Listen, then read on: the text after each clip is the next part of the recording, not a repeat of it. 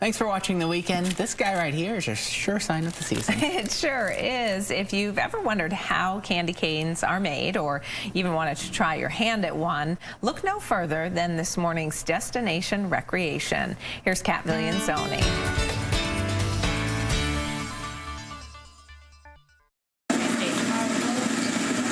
A candy cane starts with this boiling batch.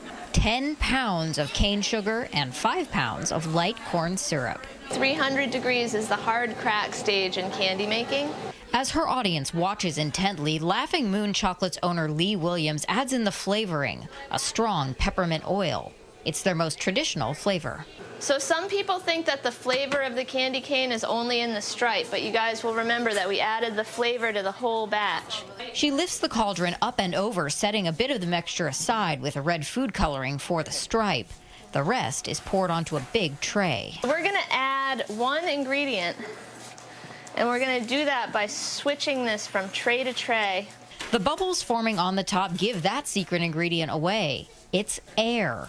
Williams says it makes the candy less dense and more snappy when you bite into it. It's also what makes this yellowish mass turn white. So we're going to keep adding air to it as fast as we can. And keeping it in motion also helps it cool evenly. Each tray is greased with butter to keep the syrupy goop from sticking. Does it look like a candy cane yet? No. Not yet, but the transformation is part of the magic these kids are witnessing. Gradually, the shimmering, putty mass gets harder and harder to move. Then it's time for the candy hook. We try to get it up here as fast as we can because, ready? Yep. Because the longer we can pull it, the whiter it's going to be. But the 15-pound mass of hot sugar is hot enough to burn through their gloves, so they trade off in a candy-pulling relay. So as we pull it, it's cooling. And as it cools, it becomes firmer and harder to pull. And they only have a limited time to work with it. It can't be reheated or remelted. Is it turning white? Yeah. The candy mass is shaped into a loaf so that it stays warm, and they spread the color on. Then Williams twists and pulls to give the candy canes their stripes. But rolling them out to shape and cool, that's a task for the kids. So you guys are just going to lightly roll it back and forth, okay? Just don't put any pressure on it, all right? And then you can put your shape into it. Using cotton-covered boards helps make the candy shiny as the kids work. Okay, so what kind of shape do you want to make? A candy cane? All right. Jacob is visiting from Virginia, and a candy cane is just what he wanted. What do you think of candy canes? They're good. Lucy Janung and her brother Chip are from Stowe. He made a circle with his, she made a heart. I thought it was cool how they put it on the hook and it got shinier as they played with it more.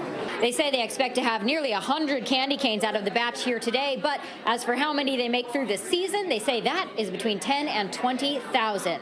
Kat Viglienzoni, Channel 3 News in Stowe. That is so cool. They do demos Wednesdays, Fridays, Saturdays, and Sundays at 11 a.m., as well as an additional one at 2 p.m. on Saturdays. Yeah, it is amazing what they're doing there. 10 to 20,000 candy canes. That's a lot. And those go through December 21st. It's free to watch and $6 to make your own candy cane. Call ahead to register because they do get credit this time of the year. And you know, Kat takes such good care of us. Oh, she certainly does. I mean, she is the best. And she brought us to try. Yes, she did. So I didn't open mine yet. I'll have to do it later. I can smell the mint coming through. Yeah. It's actually really nice. It's like not too much, but just enough. Yeah, cool. Yeah. Yeah. You go ahead and do your weather, and I'm just going to sit here and eat my you just do that and zone right out. I really just want to bite into it. Yes. You know how they do? Uh-huh. Yep.